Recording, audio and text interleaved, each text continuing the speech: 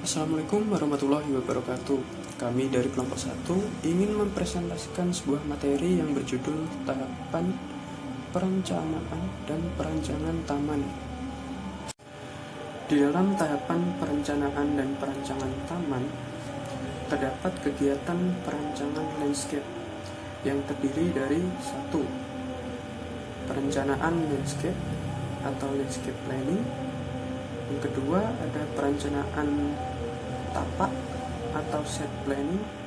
Yang ketiga ada perencanaan detail taman atau detail landscape design. Yang pertama yaitu perencanaan landscape. Perencanaan landscape berpijak kuat pada dasar ilmu lingkungan atau ekologi dan pengetahuan alam yang bergerak dalam kegiatan penilaian lahan yang luas dalam mencari ketepatan tata guna tanah. Hasil yang diperoleh dapat berupa kebijakan-kebijakan dan tata guna tanah dalam kaitannya distribusi jenis-jenis pengembangan seperti jaringan jalan raya, lokasi proyek industri, perlindungan air, perlindungan tanah, dan perlindungan atas nilai-nilai keindahan dan kenikmatan. Ruang cakup studinya biasanya sesuai dengan satuan fisiografik alam, seperti misal satuan daerah aliran sungai atau suatu satuan logis unit tanah lainnya. Dan kemudian yang kedua ada perencanaan tapak, yaitu perencanaan tapak yaitu pengaturan fungsi ruang, sirkulasi sarana dan prasarana, nilai-nilai keindahan dan kenikmatan dengan air dan perlindungan tanah dengan berbagai benda serta keadaan yang ada di atasnya, misalkan tanaman, bangunan, topografi, pemandangan, dan lainnya yang bernilai positif dalam satuan luas lahan yang relatif terbatas atau lebih kecil dari satuan lahan dalam perancangan taman atau landscape. Dan kemudian yang ketiga ada perancangan detail taman yang merupakan pengaturan komposisi vertikal horizontal, tata bentuk, tata warna, tata tekstur, tata aroma, dan tata gerak, serta juga ada pengaturan tata fungsi, tata bahan, penggambaran dan perhitungan konstruksi, biaya, ketentuan spesifikasi, dan uraian teknis pemilihan bahan tanaman dan bangunan yang akan digunakan untuk menjadi tamannya nanti. Ya, berikut ini merupakan contoh kegiatan perencanaan landscape. Seperti yang telah saya sampaikan sebelumnya, kegiatan perencanaan landscape itu yang pertama kali itu ada kegiatan perencanaan landscape. Di sini contohnya itu ada pengembangan Taman Mercosari. Dan selanjutnya ada perencanaan tapak. Itu contohnya ada perencanaan fasilitas taman dan perencanaan landscape taman. Kemudian kegiatan yang berikutnya itu ada perancangan detail taman. Perancangan detail taman di sini itu ada perancangan fasilitas olahraga, perancangan taman bermain, perancangan pohon tepi jalan, dan perancangan tata jalan taman. Ya, selanjutnya ada proses berpikir lengkap, merencana, dan melaksana. Berikut adalah tabel proses berpikir lengkap, merencana, dan melaksana. Di sini saya akan membahas tahap inventarisasi menurut Rohman.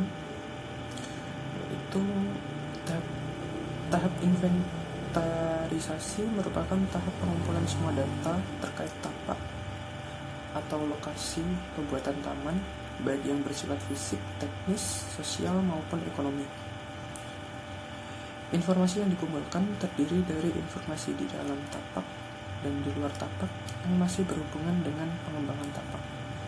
Misalnya aspek visual pemandangan di luar tapak yang bisa dinikmati dari dalam tapak. Dan selanjutnya akan dijelaskan oleh teman saya. Saya persilakan. Aspek data inventarisasi manusia sosial dengan segala keinginan maksimal tujuan dan kebiasaan-kebiasaannya. 2. Sumber dana atau ekonomi, baik sudah tersedia maupun yang bisa digali. 3. Fisik lahan atau biofisik, dengan tanah, topografi, flora dan faunanya, iklimnya dan lingkungannya. 4. Teknik atau sistem, pelaksanaan dari ilmu-ilmu standar yang lazim, aturan, hukum, atau undang-undang atau perda. Faktor-faktornya itu ruang, waktu, dan tenaga. Untuk ruang itu lokasi, luasan, hubungan elemen ruang di dalam tapak, hubungan antar ruang di dalam dan luar tapak, serta kondisi luar tapak. Kedua yaitu waktu, yaitu kapan periode kegiatan utama tapak dilaksanakan, serta waktu perencanaan dimulai atau selesai. Contohnya seperti perencanaan waktu penggunaan taman bisa untuk siang ataupun malam atau keduanya. Ketiga itu tenaga, yaitu ketersediaan sumber daya, energi, dan gerak. Untuk proses inventarisasi mencakup segi kualitas dan kuantitas yang terukur dari tapak, jumlah, tipe, dan materi survei sangat terkait erat dengan tujuan survei, penggunaan tapak atau pengembangan fungsi. Untuk data primer, data itu ada dua, data primer dan data sekunder. Untuk data primer, data dapat diambil dengan survei lapang dan survei visual. Survei lapang dapat dilakukan sendiri oleh arsitek landscape jika skala kecil. Tujuan untuk memetakan keadaan topografi tapak, variasi kontur, dan keberadaan tanah. Ketiga, fill in the land, pemahaman sistem biotik dan abiotik di lapangan oleh arsitek landscape. Untuk survei visual ini, karakteristik visual dapat merupakan perhatian utama dalam perancangan landscape. Bisa good view untuk sebagai potensi dan bad view sebagai kendala. Untuk survei visual ini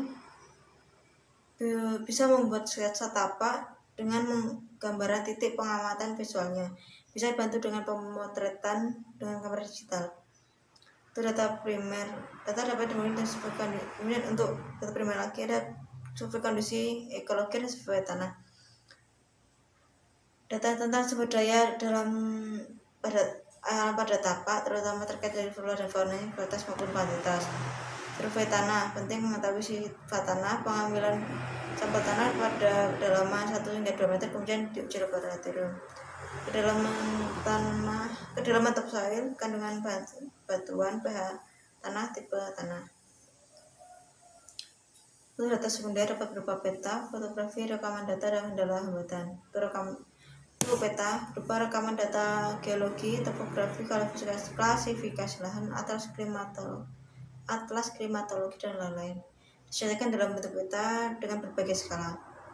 Untuk fotografi, rekaman informasi tapak berupa foto kondisi existing tapak termasuk foto udara.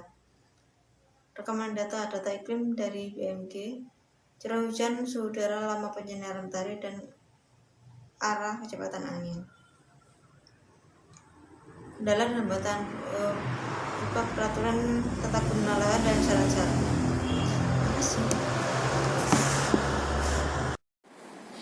Ya, kemudian akan saya jelaskan mengenai data sosial, yaitu data yang terkait dengan segala keinginan, maksud, tujuan, serta kebiasaan pengguna taman tersebut.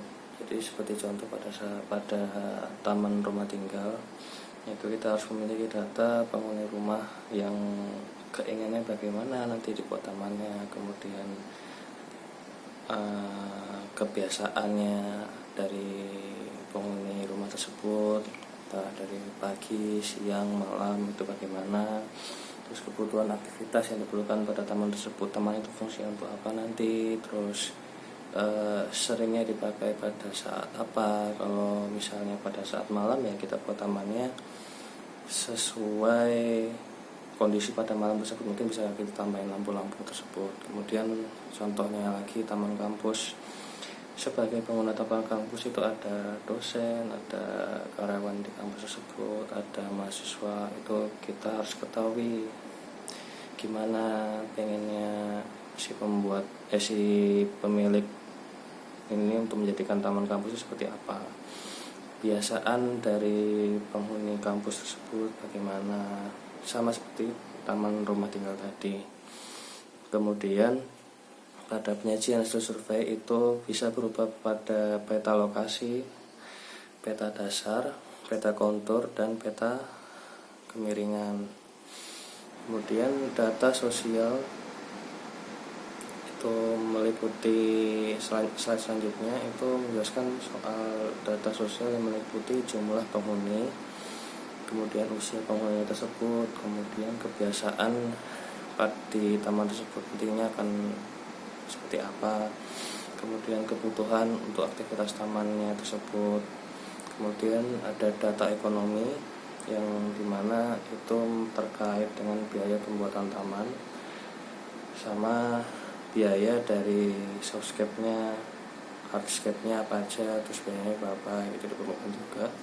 Kemudian untuk data fisik lahan itu yang meliputi luas taman, terus ruang himpitan taman, terus jenis dan sifat tanah, itu tuh mana yang harus diuruk, mana yang tidak perlu, mana yang harus ditinggikan, mana yang tidak perlu.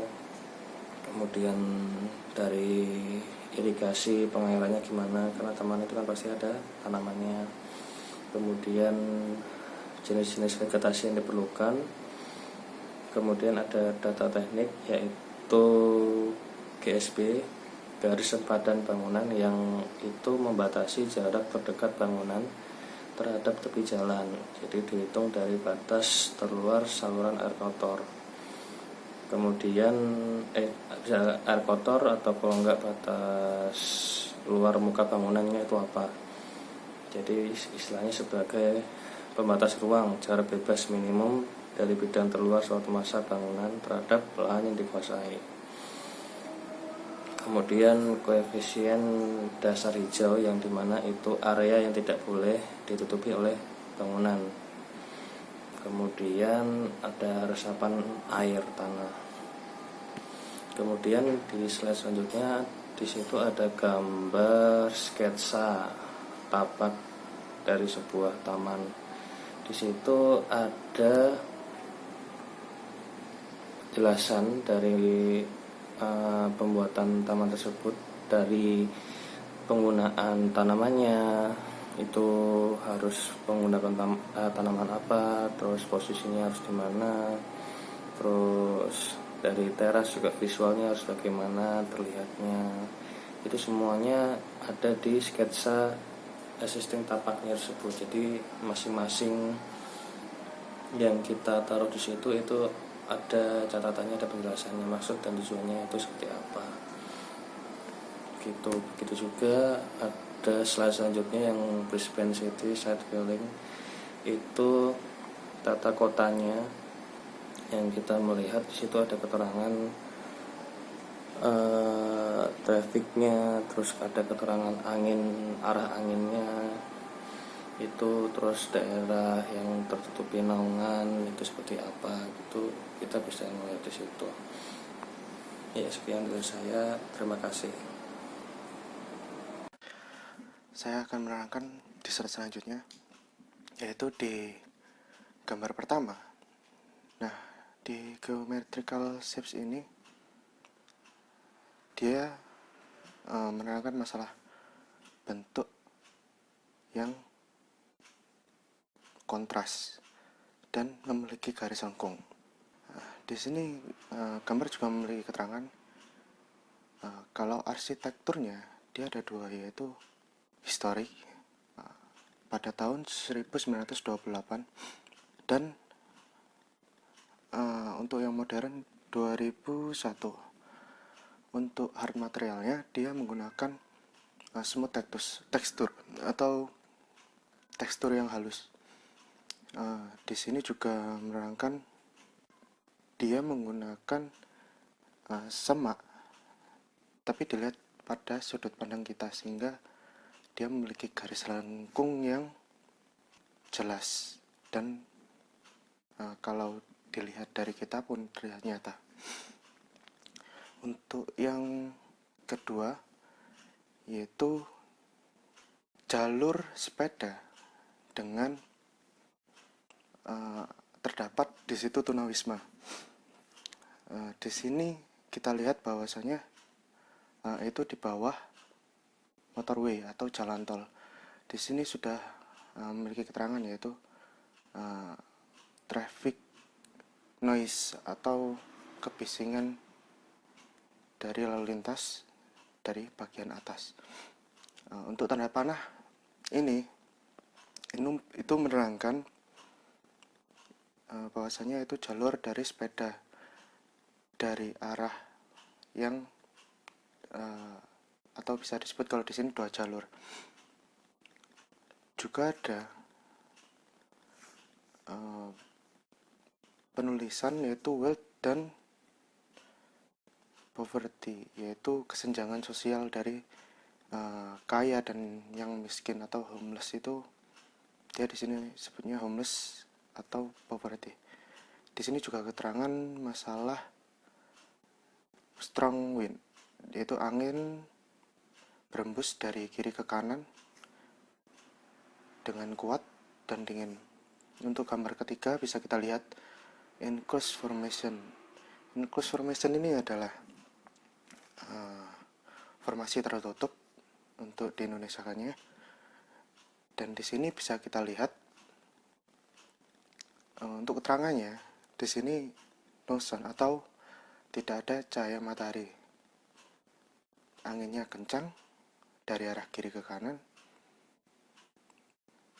dan kiri dan kanannya punya suara lalu lintas yang berisik. Dan di sini untuk pergerakan di dalam taman itu sendiri random, tidak jelas, sehingga bisa dikatakan tertutup karena tidak memiliki jalan setapak dan tidak memiliki pembatas, sehingga untuk orang yang bergerak di sana acak, jadi tidak beraturan dan tidak memiliki point of interest juga di situ. Untuk yang gambar keempat, di sini juga ada jalur sepeda dan Northcoy Ferry, yaitu pelabuhan. Nah, untuk di sini bisa kita lihat di atasnya itu ada motorway noise, berarti atas ini adalah jalan tol dan kebisingannya. Nah, untuk tanda panah hitam itu adalah pergerakan dari jalur sepeda. Angin berembus dari kanan ke kiri, kapal feri itu juga ada tanda panahnya, dia akan bergerak kemana. Jadi bisa kita simpulkan bahwa gambar ini merupakan gambar yang memiliki keterangan sehingga kita bisa tahu apa yang terjadi di dalam gambar itu sendiri atau di tempat itu tanpa kita harus ke situ. Untuk selanjutnya, slide selanjutnya, ini merupakan mapping homeless service atau tempat untuk pelayanan tunawisma. Bisa kita lihat untuk yang titik-titik itu merupakan tunawismanya, dan tempat yang mencangkup keseluruhannya kebanyakan yaitu di sentralnya itu di kotak yang warna orange itu. Nah, di situ ada pelayanannya apa aja. Yang pertama bisa kita lihat hospital atau medical center, medical care. Di situ ada rumah sakit dan juga untuk memberi makanan kepada yang tunawisma. Nah, di sini juga ada pergerakan dari tunawisma itu sendiri. Di situ dilihat dari mana? Dari survei sosial Tapa. Untuk di sini untuk gambaran ini merupakan